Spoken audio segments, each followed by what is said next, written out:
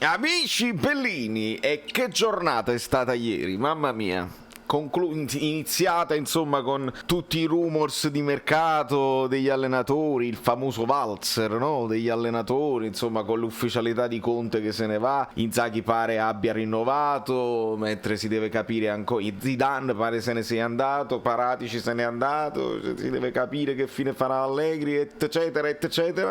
Ma è stata la serata dell'Europa League, della finale di Europa League, e per noi tifosi del Napoli è stata una serata particolare.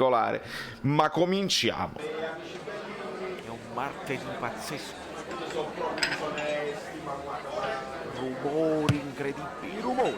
Allora, amici bellini, benvenuto Lino Mercolino, ovviamente. Iscrivetevi al canale perché so che guardate il 60% di quelli che guardano il mio video non sono iscritti. Forse vi siete dimenticati, capita. Guardate qua sotto, penso in questa zona ci sta iscriviti, subscribe, fate le cose belline, vediamo di schizzare subito a 10.000, che vi voglio fare un altro regalo. Ma comunque, ieri ce ne siamo andati in live, ci siamo guardati un pochino questa finale e poi è intervenuto anche Guido. È stata una live bellissima dove sono usciti un sacco di spunti interessanti, risposte a raffica, abbiamo attraversato, we crossed una serie di argomenti straordinario, e abbiamo fatto delle riflessioni anche sul futuro, sul Napoli e sul calcio in generale. Veramente non dovrei dire niente oggi e dovrei dire guardatevi semplicemente la live, recuperatevela se avete tempo, perché veramente è stata di livello, secondo me, anche bella ritmata. Ma una cosa che volevo sottolineare oggi, e poi c'è una sorpresa a fine video, quindi non sarà limitato al titolo, a questo fatto dell'Europa League. Io ho fatto una riflessione, una partita io l'ho guardata male perché rispondevo alle vostre domande, ma comunque 1-0, 1-1, grande lotta su tutti i palloni, partita gagliarda direi. E poi si va ai rigori, una di quelle cose incredibili, no? Segnano tutti, non finisce mai finché non si arriva ai portieri. E non lo so se qualcuno, perché io, insomma, è notte qua, è notte in America. Questa riflessione qualcuno la farà sicuramente. Signori, chi ha il portiere del Villarreal, Rullo proprio, è quasi Rullo. Quanto guadagna secondo voi Rulli? Uno stipendio medio di, leggo da Calcio e Finanza, di 2,6 milioni di euro. Credo siano netti, ok? Se noi invece andiamo a vedere lo stipendio di De Gea o qualsivoglia, andiamo a scoprire che guadagna una cosa tipo 15 milioni e rotti netti, più bonus facilmente raggiungibili.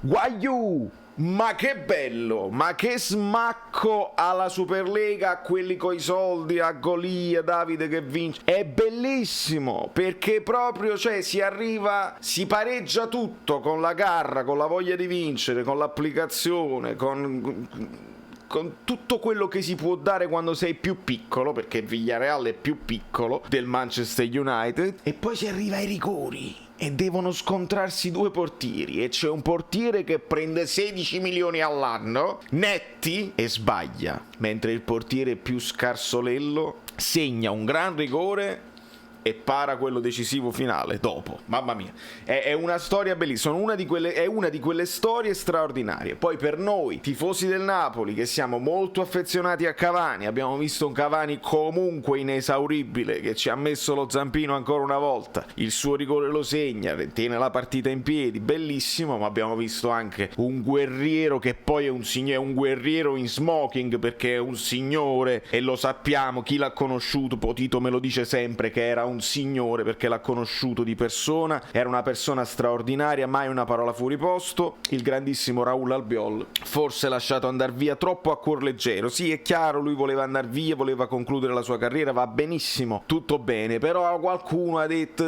grande operazione perché guadagni i soldi sul vecchietto, e forse il vecchietto tanto vecchietto non era, perché comunque si leva una grande soddisfazione. A margine facciamo una considerazione su un allenatore che pare che ce l'abbia stampata proprio nel DNA questa competizione. Emery ne vince un'altra e tanto di cappello. Ma facendo questa chiosa, perché alla fine c'erano 3 squadre della Superlega arrivate al galoppo alle finali e ce n'era una sola che non era della Superlega e l'ha vinta, e quindi sono troppo contento. Dopodiché ci guarderemo anche la Champions League, ovviamente Manchester City-Chelsea, ci sarà da divertirsi, Jorginho, quindi io tendo a volere i miei che si levino una soddisfazione. Ma mi voglio togliere uno sfizio. Il mio pronostico della Serie A, io ho visto, questa non è un'idea mia, l'ho visto fare ad altri youtuber più bravi di me, e secondo me questo è un esercizio che dovrebbero fare anche gli addetti ai lavori, perché gli addetti ai lavori le fanno le grigliate a inizio stagione, dicono questo è più forte di questo, lo stipendio, considerando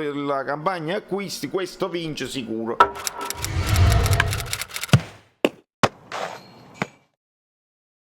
E poi però, quando avete finito le grigliate, quando finisce il campionato, dovremmo, come faccio io adesso per scherzo, anche valutare e riprendere le parole e dire questa non l'avevo proprio presa, oppure qua sono stato bravo, ho intuito. Alla fine si deve parlare solo di intuizioni. Facciamo l'Amrabat, e la faccio commentare al nostro amico Saverio Solito, perché è meglio, no?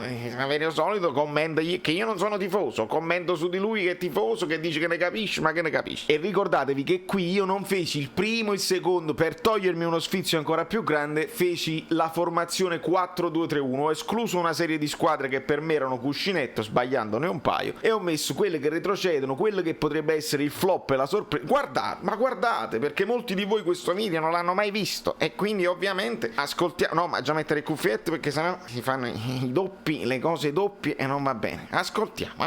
Più delle altre rischia di retrocedere, che è lo Spezia. Sbagliato e subito. poi metto i 2 difensori centrali, metto il Crotone e il Genoa. Crotone non perché il Genoa sia più scarso di un Benevento o di un Udinese o di un Cagliari, è quasi per una speranza mia che si salvano sempre per il rotto della cuffia, con schifezze, con gliela volevi tirare, fortune anche nel calendario. Vabbè. Insomma, meriterebbero di farsi un annetto in Serie B, al non di è là stato. del gemellaggio, poi saltato o non saltato. Fatemi Andiamo sapere avanti. nei commenti se siamo ancora gemellati, perché io non mi ricordo. Nessuno non mi lo ricordo sa, grandi non cose. siamo più E gemellati. quindi mettiamo questi due. Questi sono è il terzetto di quelle che rischiano di retrocedere.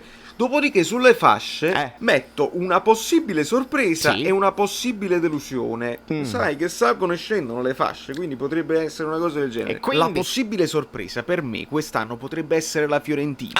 Mi è piaciuto, mi sta piacendo tanto il mercato che hanno fatto, intelligente, nei punti giusti. Amrabat, il centrocampista mio preferito in assoluto. Vabbè. Grande colpo. Amrabat. Poi hanno preso Bonaventura, lo svincolato di lusso. Anche a me Bonaventura, sesto centrocampista del Napoli, sarebbe stato perfetto. L'hanno pigliato loro. Poi leggo di Borca Valero, torna dall'Inter, fine prestito, Giocata, non so se pochissimo. resta in rosa, però sarebbe il vecchietto che ti dà quell'esperienza, a volte lo metti nei secondi tempi, perché no? Confermano Chiesa, No. confermano Castrovilli, Milenkovic in difesa. Insomma, secondo me l'unico problema della Fiorentina secondo me è proprio l'allenatore, però sai, Qua ci avevi preso, perché il problema dell'allenatore c'è stato, Iachini, poi Prandelli, poi Iachini, ma sei stato influenzato dal mercato. Ti giustifico perché Chiesa alla fine l'hanno venduto, come sappiamo, e quindi non era più quella Fiorentina che poteva essere la grande sorpresa. Sentiamo chi è il flop. a proposito di allenatori, lo sapete nei commenti, prima che lo dico, lo sapete chi sono gli unici 3 allenatori non italiani in Serie A? Ditelo. Lo devo dire io? No, lo dite voi nei commenti. Bravissimi. Bravissimo, vabbè. Il possibile flop potrebbe essere l'Atalanta, ma vi spiego il perché. Presto non è un fatto di antipatia, dici sei andato in freva l'Atalanta in Champions League. No. Il problema dell'Atalanta è che si è venduta Castagne. E vabbè, voi dite che cosa così. Ma poi la cosa grave è aver comprato Simone Muratore, ma poi averlo ceduto in prestito alla Reggiana. È lì che sono queste le operazioni di mercato che ti possono fregare tutta la stagione. Vabbè, infatti il polemico... bisogna stare attenti, quindi potrebbe essere il flop della stagione. Va, Dopodiché centrocampisti centrali, mettiamo le 2 romane. Ok. Perché? Perché potrebbero secondo me giocarsi l'Europa League, una diretta e una con i preliminari. Dopodiché passiamo ai trequartisti. I trequartisti sono i 3 che praticamente arrivano in Champions, e mettiamo prima di tutto il Milan. Il Milan che sul mercato si sta muovendo poco ma bene, devo Sì. dire. Diaz è un profilo interessante, dopodiché ovviamente confermano le cose buone che ci hanno fatto vedere nel finale di stagione dell'anno scorso. Questa è la cosa importante. Poi Vero. aggiungono un Tonali nella scuderia, e già Benacer che sì, era una bella coppia per me, Bravo. proprio bella assortita. Con Tonali hai quel qualcosa anche di più, che probabilmente adesso è il momento che esploda, altrimenti questo enfant prodige rimane sempre enfant È e rimasto- mai prodige. è rimasto un Lo po' vedremo enfant. secondo me. E poi tutto lo decide Ibra, perché Ibra Questo è fa la vero. formazione, Ibra decide chi deve giocare a Vabbè. fianco a lui, se lui non sta bene decide lui di non giocare. Insomma, questo credo sia. Però secondo me il Milan è arrivato il momento, se restano quadrati così come hanno finito, possono veramente rientrare nel quartetto Ci di sono rientrati testa, e come? anche perché sono quelle squadre con la storia importante. La storia a un certo punto ritorna prepotente, anche se non hai la squadra super straordinaria, alle Mamma volte mia. la storia fa il suo perché. E quindi ecco perché li vedo nei primi 4. Eri Poi non bravo facciamo anche proprio la prima. classifica, cioè almeno i 3 dopo lo scudetto, no? Dopodiché io ci metto il Napoli, perché sono speranzoso, Sì. perché il Napoli aveva il problema di segnare e l'acquisto è stato Osimhen, perché è stato confermato Mertens. Se l'avessimo Dobbiamo stare avuto. attenti in difesa, sì, però ricordiamoci anche che abbiamo chiuso bene nonostante non avessimo motivi di classifica, Sì. insomma il campionato era finito con la vittoria della Coppa Italia. Già. Voglio dare un po' di fiducia anche all'ambiente. Ragazzi, non vi preoccupate, Quando mai? non ci preoccupiamo troppo finché non vediamo le schifezze. Abbiamo dato fiducia a Ancelotti che ha fatto quel poco, diamo fiducia a Gattuso e vediamo dove può arrivare questo Napoli, che magari ne fa una in più. Se non siamo forti in difesa speriamo di fare un gol in più, una volta tanto. Poi- Dopodiché arriviamo alla testa, perché uno è sotto punta e l'altro è la punta centrale. Io metto sotto punta l'Inter, Bravo. anche se ritengo che l'Inter abbia fatto la squadra per vincere quest'anno. È post-at buono, e poi si vede, si licenzia Conte, si lascia tutto a chi ci pensa. Si licenzia Conte, si lascia tutto a chi ci pensa. Perché prendono Kolarov, vogliono prendere Vidal, tutti i giocatori già fatti e finiti. Ma sei forte! Che punti alla vittoria. Non è un progetto prendere Kolarov, è uno che vuoi mettere in campo subito, che ti segna i rigori, i calci di punizione e ti mette buoni cross. Ok. E vuol dire dall'altra parte c'hai Hakimi che corre come un dannato e mette buoni cross. E questa era la mancanza della Juve di Conte. La Conte di Juve. Dell'Inter di Conte dell'anno scorso, che sulle fasce così e così ti sei rinforzato assai sulle fasce. Poi a centrocampo si aggiungi Vidal, a un centrocampo che già era forte, confermi Lukaku e Lautaro, in difesa sono forti. Insomma, loro veramente come valori puntano a vincere lo scudetto. Però per me la favorita resta sempre la Juventus, perché possono comprare Simone Muratore,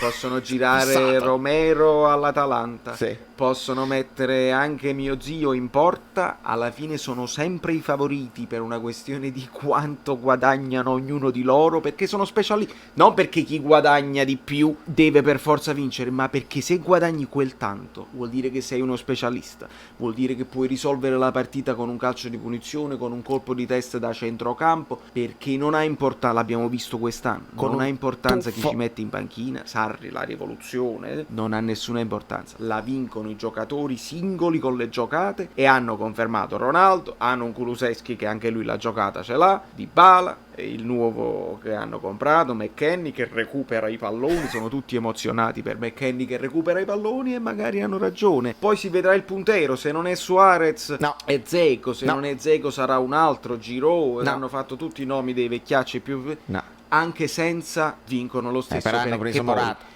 ne devono vincere 10 consecutive E per Chiesa. scrivere i libri di storia. Questa è la mia idea, fatemi sapere che cosa ne pensate. Da New York, Valerio Da Studio, New è York, tutto, ma il voluto- finale lo devo fare io, il finalino finisce così tutto a po'. Ragazzi, fondamentalmente questo era il 16 settembre del 2020, con il mercato ancora che impazzava, e devo dire che delle cose le ho anche indovinate, a parte la retrocessione e quella polemica che ho fatto con Simone Muratore, ma alla fine i discorsi erano logici. Fatemi sapere cosa ne pensate nei commenti, che poi ci vediamo presto, facciamo delle altre cose, e io i capelli purtroppo non me li taglio, sarà per la prossima volta. Ciao. Quindi dobbiamo arrivare ai 10.000. Arriviamoci. Si deve cliccare sopra la cosa così, poi cliccate sulla campanella. poi vi iscrivete al canale Telegram, E di poi più, dovete dai, praticamente basta, fare basta, sei cringe, quante cose. tutte le cose bellissime. Mi fai il Io mo non caffè. mi ricordo come mi chiamo.